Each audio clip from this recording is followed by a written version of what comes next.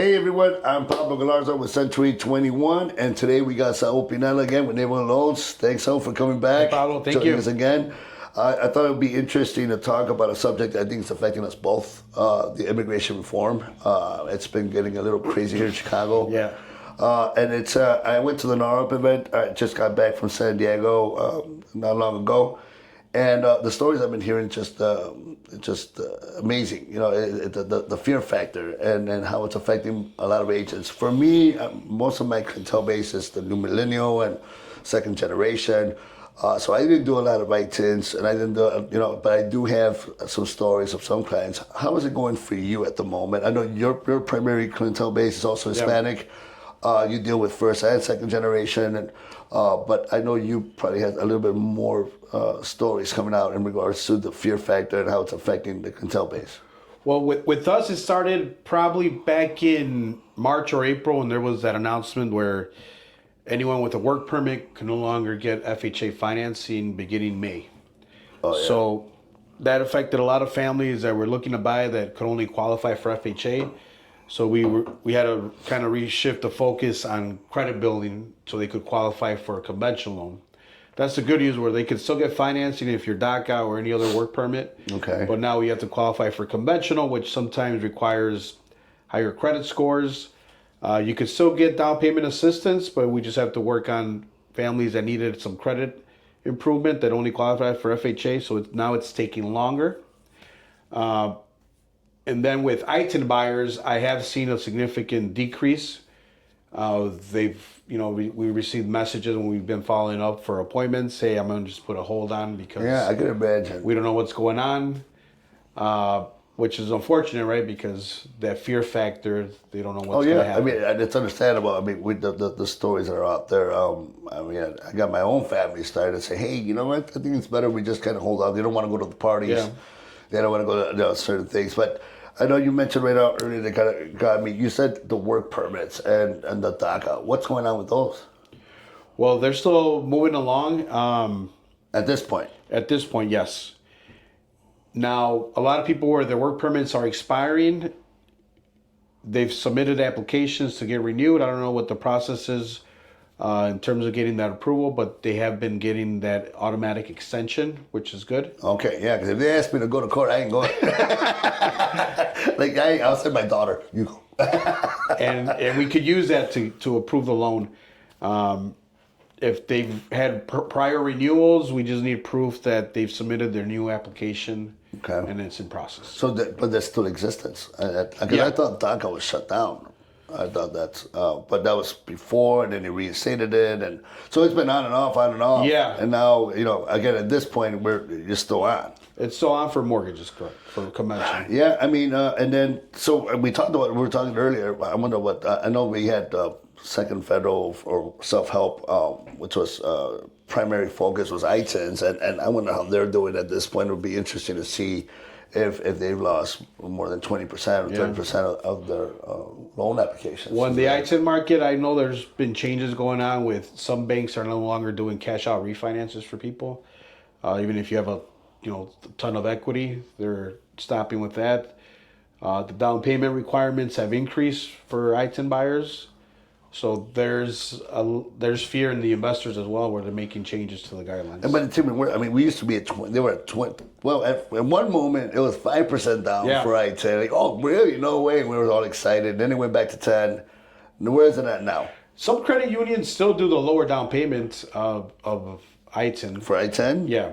Wow, because I mean, it's a risky factor. I mean, I understand the banks like, hey, something. But we don't know how long that's going to last. So I'm sure that's changing. Yeah, I mean, again, right now with the way it is, I think we still got about 2 years with this administration, and maybe a change of administration might change those rules again.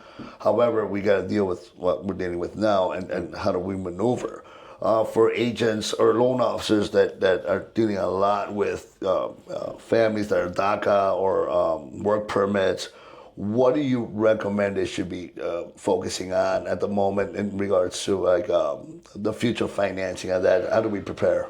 Well, number one thing, if you do have a work permit, making sure your credit is up to par. Like, outstanding credit history. Try to get it over 680 or higher to make sure you could possibly qualify for a conventional loan. Okay. Okay. Making sure that your expiration date is not coming up, or if it is coming up, that you're applying for the proper application. With time, correct. Yeah. I've seen families that don't pay attention to their expiration date. It's expired, now you're in trouble.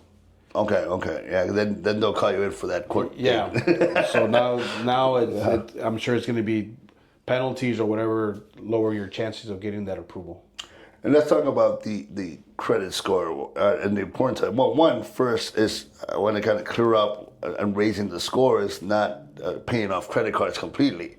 It's keeping that credit card debt under 30%, right? Yeah. So making sure you have at least a couple credit cards open. Right. Utilizing the balance. What I don't recommend is sometimes people may charge everything to the credit card where you're almost to the limit and pay it off. That sometimes doesn't work because if the credit card company reports it to the credit bureaus when the higher balance is up there, your score is going to drop. Right. And then it's kind of like a roller coaster. Then you pay it, and then it's going to go up. So we want to try to avoid that roller coaster and try to maintain that balance as low as possible at all times. And then when it comes to PMI, that credit score, is that why we're looking at the credit score issue? I mean, of course, it's good for a lot of things, but PMI is one of the most important things, I would say. PMI will be higher if your credit score is lower. So Right. to get the most affordable payment, you want the credit score over 740 to get the best rate and the lower PMI. Okay. And if you do have a work permit, I would always, if you're talking to a loan officer, let them know, because if that loan officer doesn't ask you if you have a work permit and they qualify you for FHA and you start looking for a house, you're going to be in trouble. Right. I mean, I would think that would be the first thing they bring up, wouldn't it? But that doesn't happen, huh? It doesn't happen all the time. No, you're like, oh, wait, you got a work permit? Yeah. No, wait, what? In addition to the credit cards, Pablo, there's also a big thing that's happening right now for anyone that had student loans. Like if you were in college, the forbearance or deferment of those student loans is coming up. And a lot of people have forgotten about it because it's been a couple of years that they were deferred. And they haven't been receiving the proper notice. And then we check their credit. They haven't made a payment for the last 3 or 4 months in their student loans. And now their credit score is way down. Oh, wow. Yeah, that's true. Yeah. Those are coming back up. So that's been happening so frequently lately. So one thing is always to make sure you're checking your credit score. There's a lot of monitoring services like Credit Karma. MyFICO.com is the one I recommend because you get to see your actual mortgage score. Even MyFICO? MyFICO.com, you have to pay a fee, but you get your true score. Oh, really? No way. So that's the score that you guys use as well. You'll have the ability to see your automobile score, your credit card score, and then your mortgage score, which is the FICO score version 5, 4, and 2. Okay, nice. I didn't know that. So we'll make sure we put that in the notes below. Okay, we were just talking earlier as well. You and I have been doing this for about 20 years now. So we've come from working with the first generation to second generation. Yep. So now we got the millennials. Now I got my daughter helping me. She's helping me with the millennials. So I've seen a change in my client base because of that. The time I've been doing this, I got a lot of my clients' kids saying "Tio Pablo" because they remember me always working with them and their family. And so I had about 10 members of the family I worked with and buying their homes. Have you been seeing the same thing now at this stage of our life? Yeah, yesterday I just met with the old client. He brought in his daughter, where she's looking to buy, and he's kind of guiding her what steps to take. Okay. But that's definitely happening more, where they're not only assisting with maybe co-signing for them, but also helping with gift funds if necessary. So it's a good thing to see where we've made an impact, right, in the community and helping families. Well, the next generation. I mean, that's why, and I hate to say it, but I think now 70% of my clientele base or our new clients coming up, or not new client referrals, are all second generation, third generation. Yeah. I would say the grandkids, stuff like that. I mean, not the grandkids yet, right? But it's amazing. I see these kids that I watch, I put in their new homes with their parents now wanting their own condos. Now I'm putting them with my daughter, and now I'm sitting down with the fathers, and they're sitting down with my daughter, sitting down with their daughter. We're having dinner, we're celebrating, and like, shit, I'm old. Like, damn, I'm getting old. Yeah, it's a beautiful thing when you're able to be part of that, where you're starting to see that you're helping their kids, maybe their nephews as well. I've seen that a lot.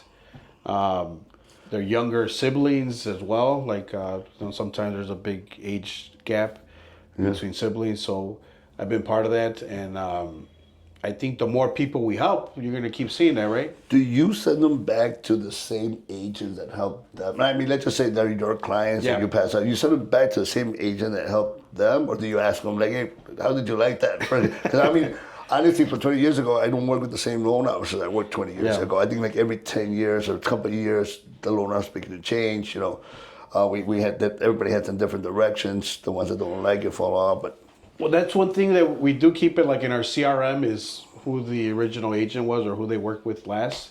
Right. And yes, we always, if the flow came from the agent, that's it. But if you have your own, how do you lead that? You lead them by, I guess their I call it the whale system, or where they're at in the scale.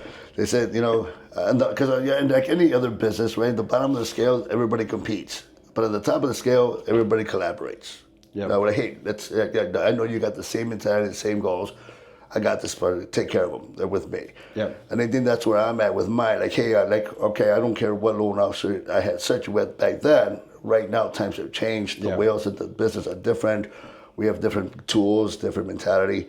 So I'm going to send you what I think is the best. As you as a loan officer, I know you guys get a lot of referrals from the agents. Well, I understand they got to go back to them. But what do you do with yours? Are you in that same system or?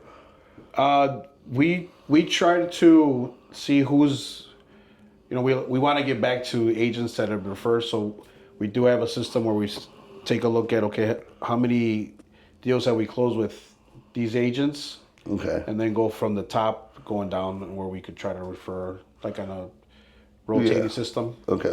All right. Well, I just kind of want to I think we're same thing. Oh, you guys got your system and we just got. I go off just what I'm hearing from them. Like, okay, what do you need? All right, and then that's all be sold. And then, or you need this, or you need more grants. Okay, you're Spanish speaking only. Hey, and also the area. Yeah, the area as well. Yeah. If they're bilingual, but the area where you're looking to buy, and then from there, okay, which agents have really trusted us, and then go with... And even the county. Yeah. Because sometimes the county is far. Well, that's good information. I wanted just to kind of touch a little bit on both the immigration reform, how it's affecting our business, and where are we now, 20 years later, when it comes to the mix of business we have, and what are we doing different to kind of help out our clients and keep building that referral base. Well, I hope that, things change for the best, where the fear factor gets decreased. People start coming out and buying, and people are granted that residency. You've been here working and contributing to the community. You should have that right to become a resident. At least, Well, thank you everyone for joining us again. Today we had Saul. Thank you, Saul, for being out here. We look forward to the next month, see what we can do for them. All right.